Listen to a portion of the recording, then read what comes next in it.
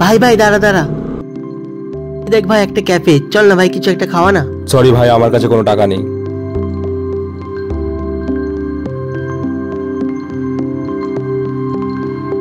ভাই আমার অনেক খিদে পেয়েছে, কিছু একটা খাওয়া না।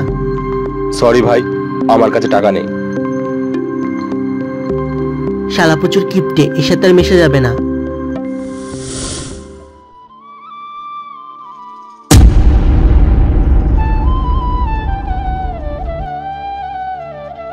কিরে, তোকে কখন থেকে ফোন করছি, তুই ফোন ধরছিস না কেন?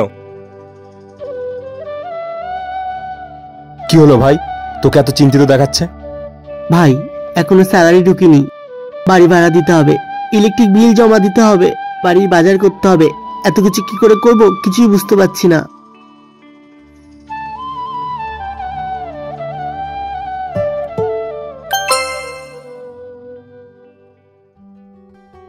আরে ভাই টাকা পাঠালি কেন?